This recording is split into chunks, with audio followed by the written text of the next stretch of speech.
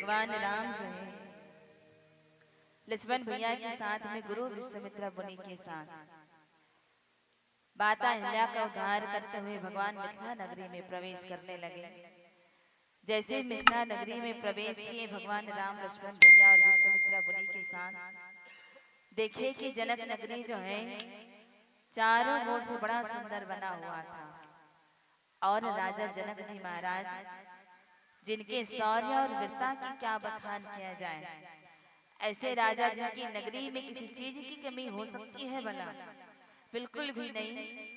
देखे कि वो नगरी जो है बड़ा सुंदर बना था, चारों ओर हीरे मोती से जड़ी पर कोटा, वहां की खिड़की दरवाजे और वो सुंदर नगरी, चारों तरफ देखे बाग बगीचे सुंदर वन,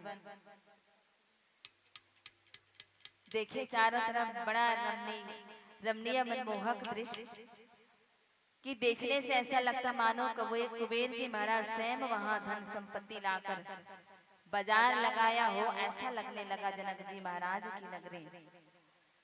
इधर राम और लक्ष्मण जी जो है देखने लगे कि चारों तरफ बड़ा सुंदर नजारा जनकपुर में, जो देखने मात्र से ऐसा लगने लगा, मतलब जो कोई देखता उनका सबका मन जो है मोहित हो जाता। कैसे? जैसे हम सब भी कोई गार्डन जाते हैं घूमने के लिए, हमारा मन वो गार्डन की सुंदरता देखकर अपने आप मोहित हो जाता है। सुबह शाम हम वॉक में क्यों जाते हैं? क्यों जाते हैं? क्योंकि जब हमारा कांटेक्ट प्रकृति से होता है तो हमारा मन जो है अपने आप शांत हो जाता है। और ऐसे रमणीय जगह में जाकर हर कोई यही चाहता है कि कितना भी बार देखने पर भी मतलब अघाता नहीं है मन जो है। राम और लक्ष्मण भी जब देखे जनकपुर नगरी में वहां पुष्प वाटिका, तो बड़ा सुंदर सा वहां नगरी और सुंदर वो पुष्प वाटिका, जहाँ नाना प्रकार के भौरे, नाना प्रकार के फूल, नाना प्रकार के फल, बड़ा सुंदर बना हुआ था राजा जनक की नगरी। इधर जनक जी महाराज को पता चला कि विश्वामित्र मुनि जी जो है जनक नगरी में आए हैं। राजा जनक जी थे पूरे ब्राह्मणों के समाज को लेकर विश्वामित्र मुनि के स्वागत के लिए पहुंचे और पूरे ब्राह्मण के समाज को लेकर जनक जी महाराज जो है विश्वामित्र मुनि के स्वागत के लिए वहां पहुंचे। जैसे ऐसे कि कहीं भी अगर हम जाएं तो अपने अपने बिरादरी वालों के साथ हमारा मेल जोल स्वागत और विदाई होता है। कैसे? जैसे इस मंच में अगर कोई माताओं की टोली आ जाए तो माता लोग स्वागत के लिए विदाई के लिए आते हैं। हम बहनों की, जैसे कोई बहनों की टोली आ जाए तो बहना आती हैं स्वागत विदाई के लिए। भाइयों की टीम पहुंचती है तो भाई लोग आते हैं स्वागत विदाई के लिए। वैसे जब जनक जी महाराज सुने कि जनक नगरी में विश्वामित्र मुनि का आगमन हुआ है, जनक जी महाराज पूरे ब्राह्मणों के समाज को लेकर विश्वामित्र मुनि के स्वागत के लिए पहुंच गए। विश्वामित्र मुनि के स्वागत के लिए पहुंचे, सुंदर आसन दिए, सुंदर रहने के लिए जनवासा दिए, वहां आसन दिए, चरणों को धोकर चरण अमृत पिए। पीने के बाद जनक जी महाराज जो है सेवा सत्कार, जो हम अपने धर्म में कोई अतिथि का आगमन होता है और जैसे करते हैं, आसन देते हैं, फलाहार करने को देते हैं, वैसे जनक जी महाराज विश्वामित्र मुनि को दिए, आसन बिठाए, चरणों को धोकर फलाहार का भोजन खाने के लिए दिए। फिर राम और लक्ष्मण को देखे तो जनक जी जो है पूछने लगे, कहे गुरुदेव आपके साथ जो आए हैं राजकुमार वो कौन है? ये तो दिखने में बड़ी सुंदर लग रहे हैं और लगता नहीं है ये कोई क्षत्रिय है, मतलब इनको देखकर ऐसा लगता है जैसे कोई बड़े वीर पुरुष, कोई वीर राजा महाराजा के पुत्र हैं। गुरुदेव ये दोनों राजकुमार कौन है? राजा जनक जी पूछने लगे। तब विश्वामित्र मुनि ने कहा, महाराज जनक ये दोनों महाराज दशरथ के पुत्र हैं। इनका नाम राम और ये इनका छोटा भाई, इनका नाम लक्ष्मण है। महाराज ये दोनों भाई को मैं महाराज दशरथ से यज्ञ की रक्षा के लिए मांग कर लाया हूँ। ये दोनों भाई मेरे यज्ञ की रक्षा के लिए आए थे महाराज। ये दोनों भाई ने सुबाहु मारी जैसे सूरवीर राक्षसों का वध करके पूरे निशाचरों का वध किया है और इन्होंने मेरी यज्ञ की रक्षा की। हम सब ब्राह्मणों को इन दोनों भाइयों ने राक्षसों से रक्षा की है। हम सब ब्राह्मणों की यज्ञ की रक्षा करके हम सब ब्राह्मणों को ये दोनों भाई ने सुख दिया है महाराज। ये दोनों भाई महाराज दशरथ के पुत्र राम और लक्ष्मण है, जो मेरी यज्ञ की रक्षा के लिए आए और आज मेरे साथ इस नगरी में सीता स्वयंवर देखने के लिए आए हैं। गुरु विश्वामित्र मुनि जी जो है परिचय कराए राम और लक्ष्मण के। दोनों ने महाराज जनक जी को प्रणाम किया। फिर इधर जनक जी लक्ष्मण जी के मन ही मन ये लालसा हो रही है, क्योंकि जब वो आ रहे थे तो बाहर से ही देखे थे जनक नगरी को कि वो जनक का महल जो कितना सुंदर है। लक्ष्मण भैया के मन में ये भावना आ रही है मन ही मन कि अगर गुरुदेव की आज्ञा होती तो हम दोनों भाई जनक नगरी को देख कर आ जाते। पर सामने में गुरुजी थे उनके विश्वामित्र मुनि जी, तो लक्ष्मण भैया डर भी रहे हैं कि कहूँ तो कैसे कहूँ, सामने में गुरुदेव है और मेरी बड़ी इच्छा है कि मैं जनक नगरी को देख कर आऊं। क्योंकि देखिए एक जीव की बड़ा साधारण प्रवृत्ति होती है। कैसे? अभी शादी ब्याह का मौसम चल रहा है, शादी ब्याह का समय अभी चल रहा है।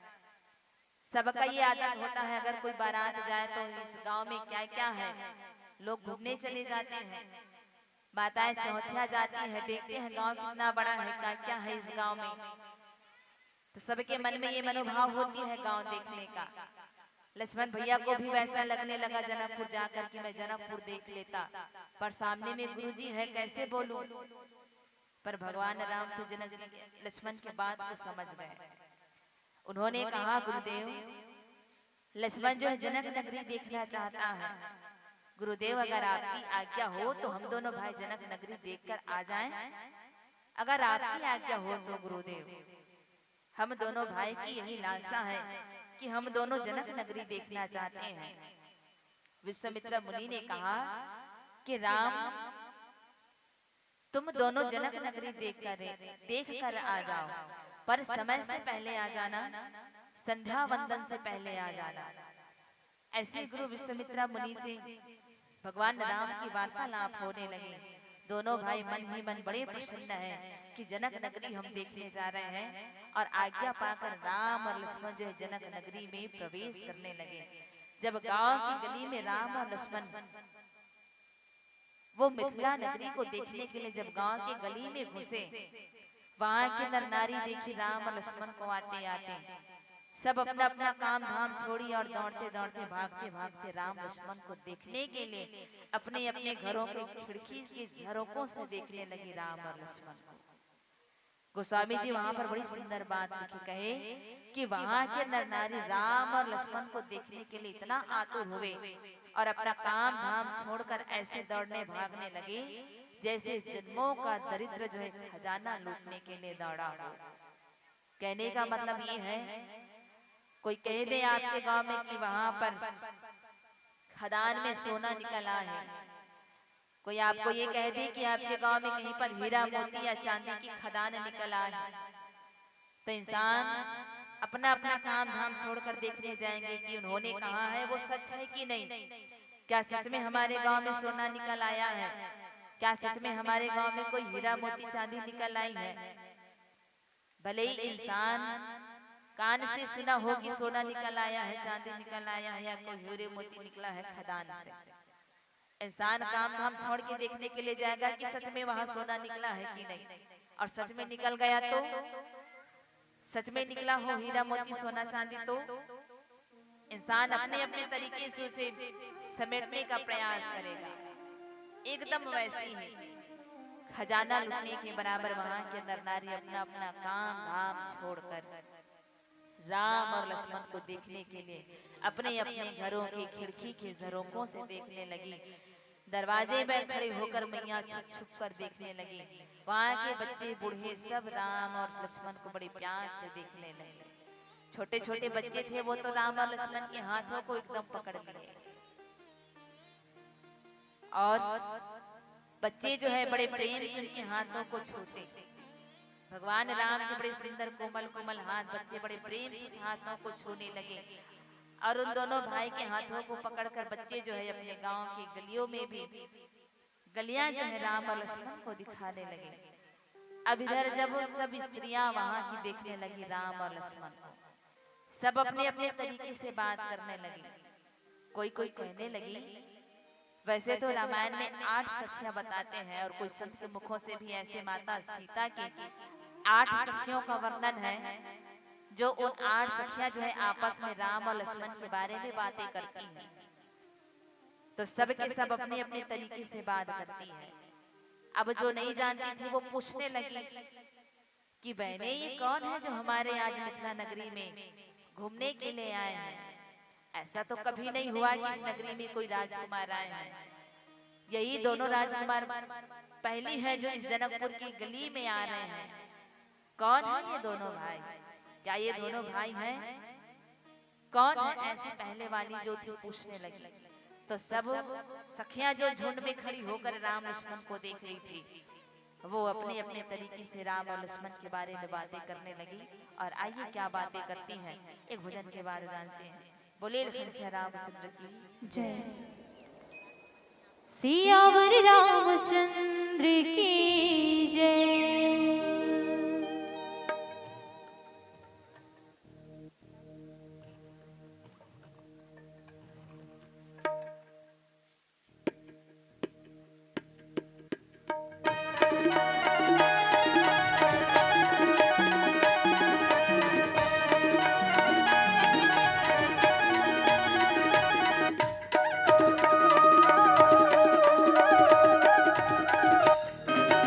पूरी हो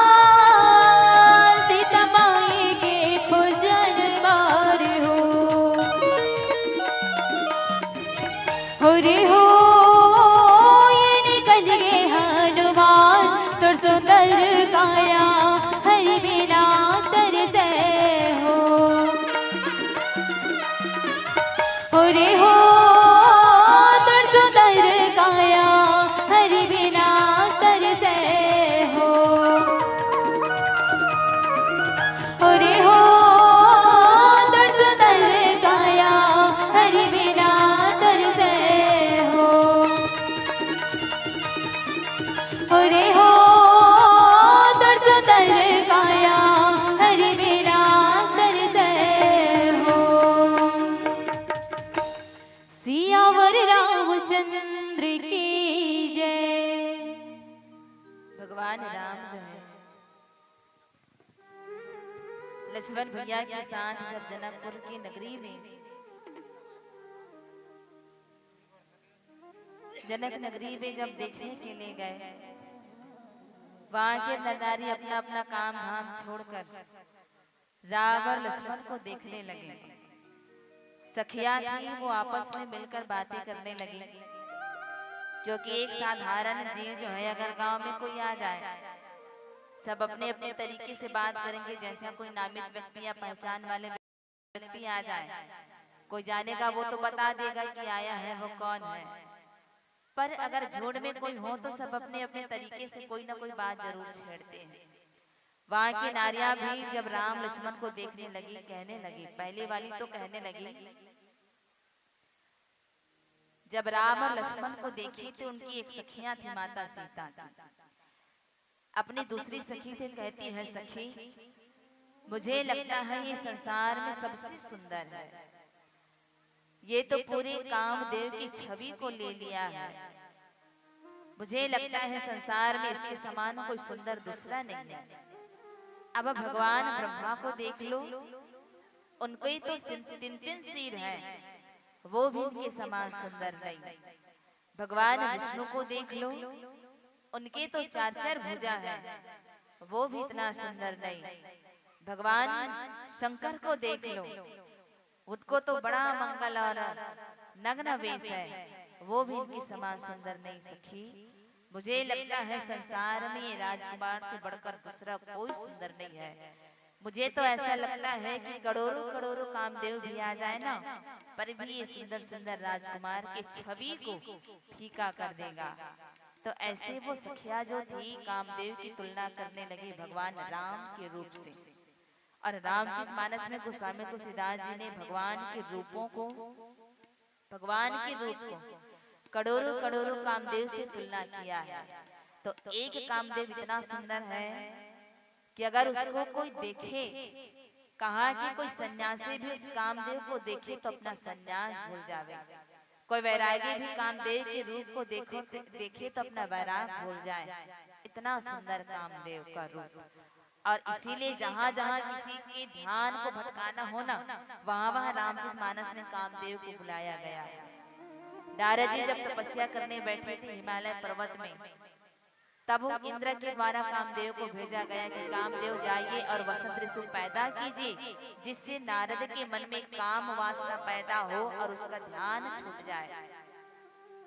और कहाँ कामदेव को याद किया गया है?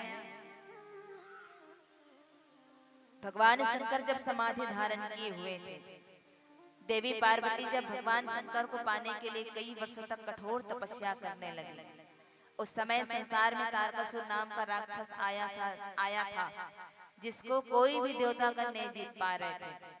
और उस तारकासुर को मारने के लिए एक ही उपाय बताया गया था कि भगवान शिव और देवी पार्वती के जो पुत्र होंगे कार्तिक, उन्हीं के हाथ से तारकासुर का वध होगा। तो भगवान शिव जी और माता पार्वती को मिलाने के लिए देवतागण जो है कामदेव को भेजे, क्योंकि जब से भगवान शिव ने सती को त्यागा था तब से वो भगवान का भजन करते थे, तब से वो सन्यासी वैरागी हो गए थे भगवान शिव जी। तो भगवान शिव की तपस्या को भंग करने के लिए भी कामदेव को भेजा गया कि कामदेव आप जाइए और भगवान शिव के सामने कुछ ऐसा ऋतु प्रकट कीजिए जिससे भगवान शिव जो है समाधि से जाग जाए और उनका समाधि छूट जाए और वो देवी पार्वती से विवाह करने के लिए मान जाए।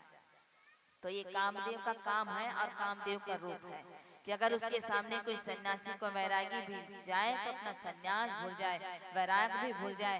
बड़े बड़े साधु संत महात्मा कामदेव के काम से, कामदेव के रूप से अपना अपना धर्म भूल जाए, ऐसे माना गया है एक कामदेव। तो करोड़ों करोड़ों कामदेव भी अगर आ जाए तो भी भगवान के रूप को फीका नहीं कर सकता। ऐसे कामदेव की तुलना की गई है भगवान राम से कामदेव की तुलना की गई। तो वो सखियां जो है आपस में मिलकर अपने आप में बातें करने लगी, कहने लगी सखी मुझे लगता है कि इनके समान संसार में कोई दूसरा नहीं है।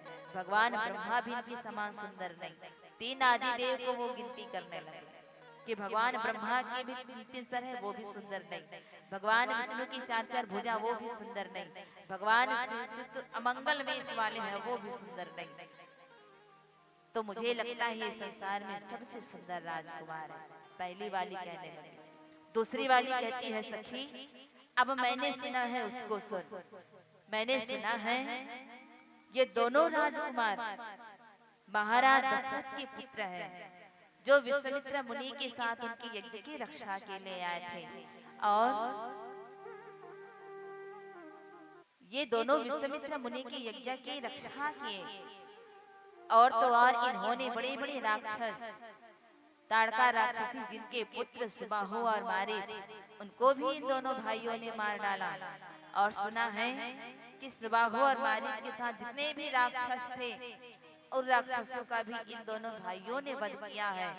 मैंने सुना है ये दोनों भाई बड़े सूरवीर हैं, बड़े प्रतापी हैं और दोनों महाराज दशरथ के बेटे हैं। दूसरी वाली कहने लगी।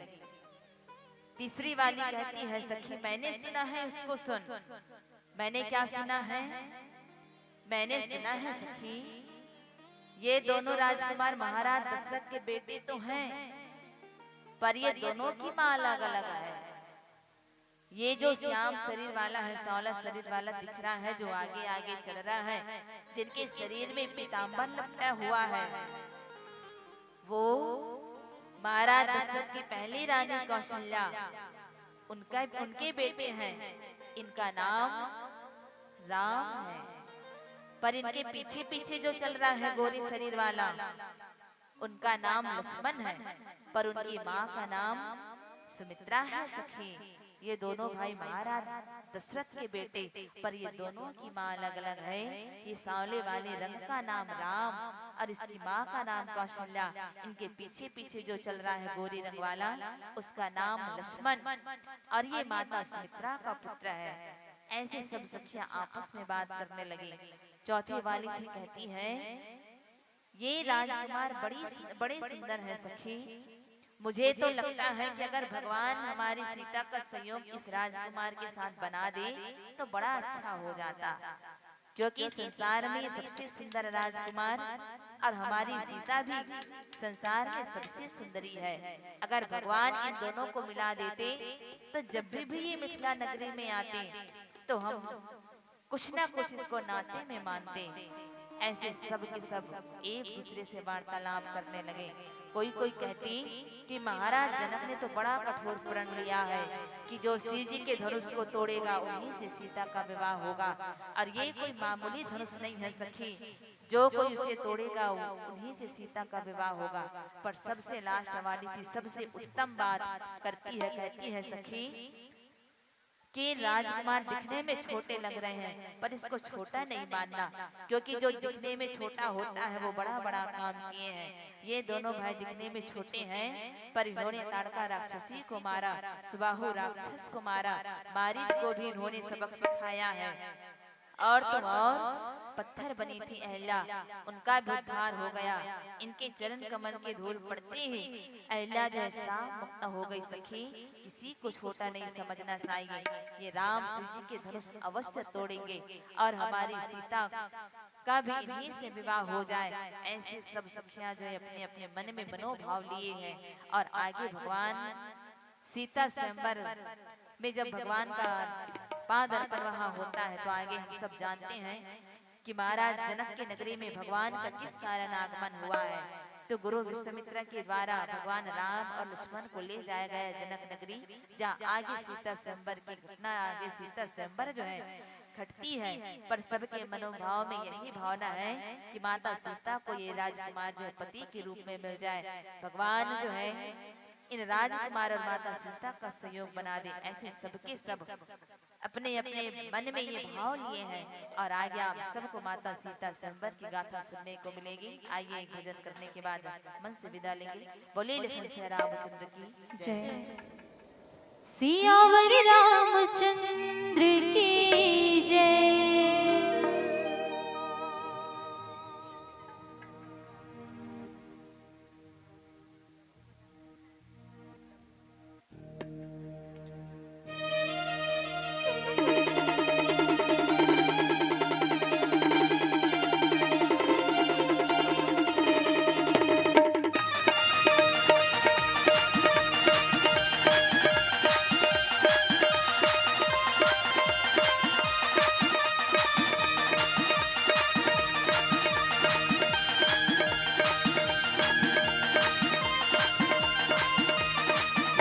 ऐसा डमरू बजाया, ऐसा डमरू बजाया, भोलेनाथ ने सारा कैलाश पर्वत मगन हो गया। ऐसा डमरू बजाया, भोलेनाथ ने सारा कैलाश पर्वत मगन हो गया। सारा कैलाश पर्वत मगन हो गया, सारा कैलाश पर्वत मगन हो गया, सारा कैलाश पर्वत मगन हो गया, सारा कैलाश पर्वत मगन हो गया। ऐसा डमरू बजाया, ऐसा डमरू बजाया, भोलेनाथ ने सारा कैलाश पर्वत मगन हो गया। ऐसा डमरू बजाया, भोलेनाथ ने सारा कैलाश पर्वत मगन हो गया।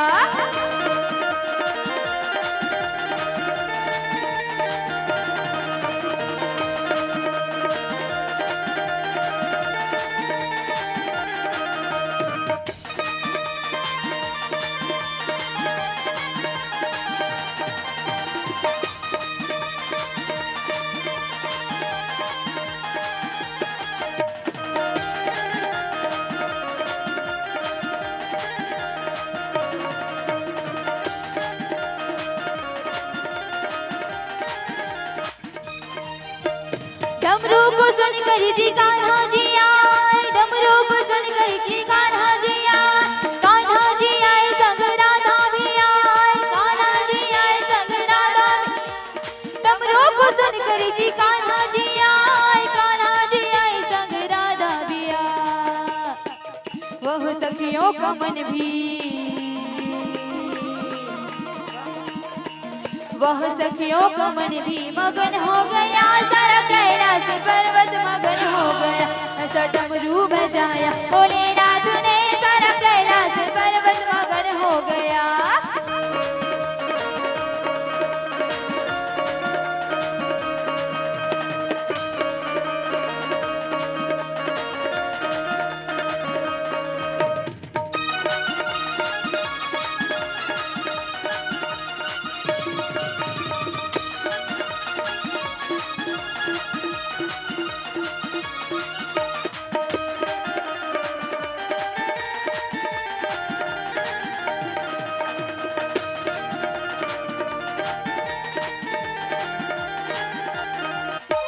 डमरू को सुन कर गणेश जी आए, डमरू को सुन कर गणेश जी आए, गणेश जी आए संग कार्तिक भी आए, गणेश जी आए संग कार्तिक भी आए। डमरू को सुन कर गणेश जी भी आए, गणेश जी भी आए संग कार्तिक भी आए। वह अम्बे का मन भी, वह अम्बे का मन भी मगन हो गया। सारा कैलाश पर्वत मगन हो गया। ऐसा डमरू बजाया, भोलेनाथ ने सारा कैलाश पर्वत मगन हो गया।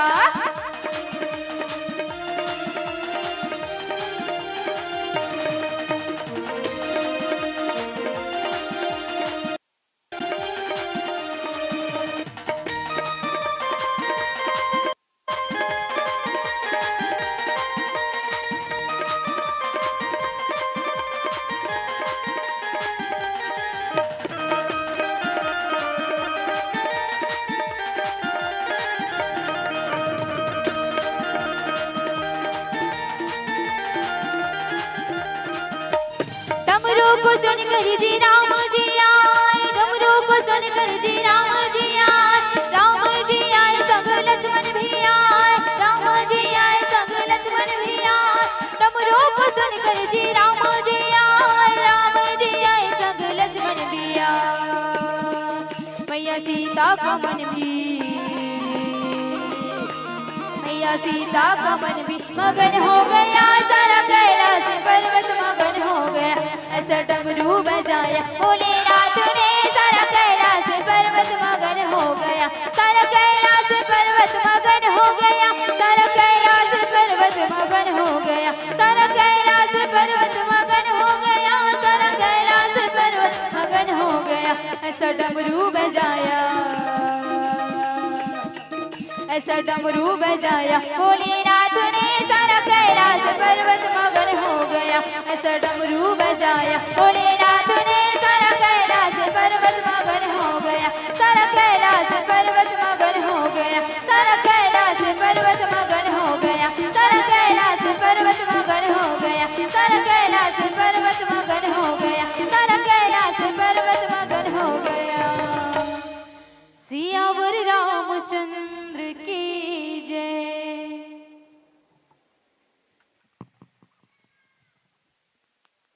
बहुत बहुत धन्यवाद। अभी आप सुन